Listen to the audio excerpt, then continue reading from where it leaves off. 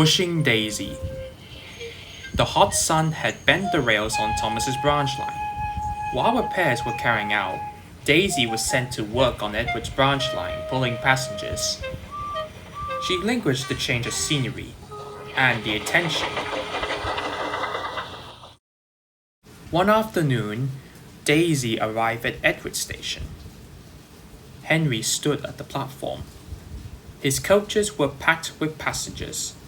"I know it's dreadfully hot," flirted Daisy, "but you don't see me lazing about, do you?"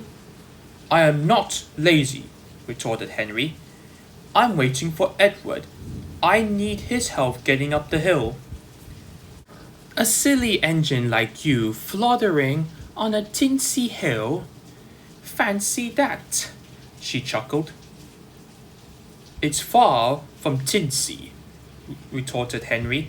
"My train is heavy. Trying it alone will just make me late." "Such a pity," replied Daisy. "Perhaps you should leave your passengers to me."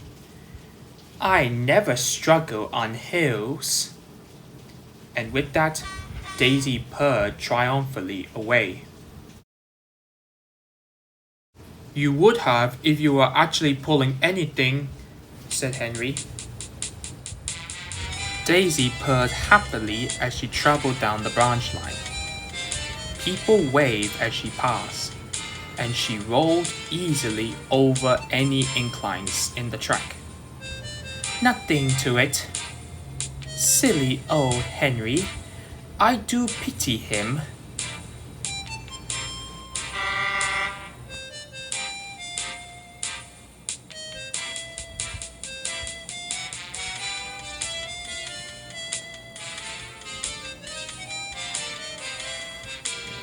At the end of the line, Daisy could see Bill and Ben shunting trucks ready for Boco's train.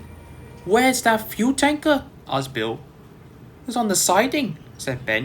"You said you wanted it out of the way." "Not out of the way. I meant on the train." "Well, if it's so important, why not you fetch it?" "No, you'll fetch it." "Alright, you two. Stop arguing. Arguing is not gonna help. Why not Bill just go and get it anyway, since Ben has something else to do? I'm tired of seeing you two arguing all day over a small matter." Bill and Ben were taken aback, but it made them forget their quarrel with each other. Hours later, Boco's train was nearly ready. "About time you brought that fuel tanker, Bill," said Ben. Bill was still cross with Ben, and he began bumping the tanker all the way to the platform. If Bill hadn't been so cross, Bill might have noticed a dripping sound as the tanker was coupled to the train. Instead, he scurried off to finish his work. Boco soon left with the trucks, none the wiser.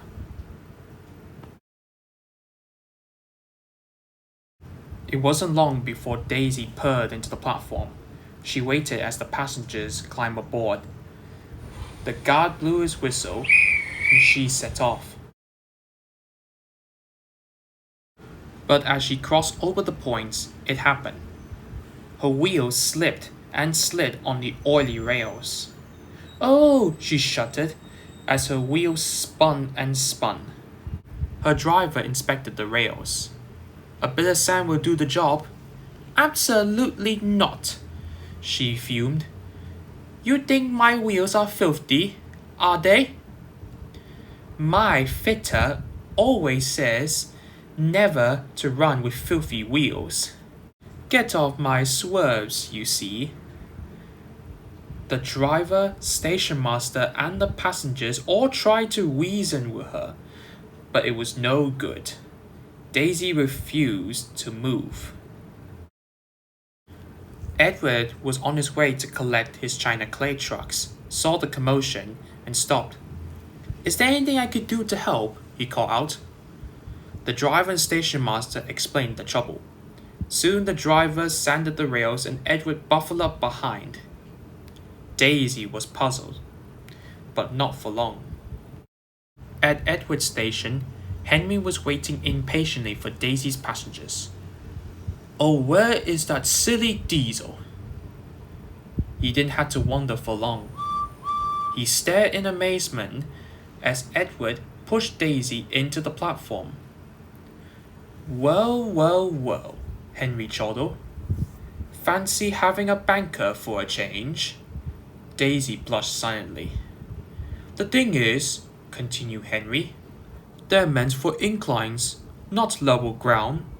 You poor thing, you must be struggling. Perhaps you should leave the passengers to me. Henry puffed away, laughing. Daisy stayed quiet. She hoped this would be her first and last time having anything to do with bankers.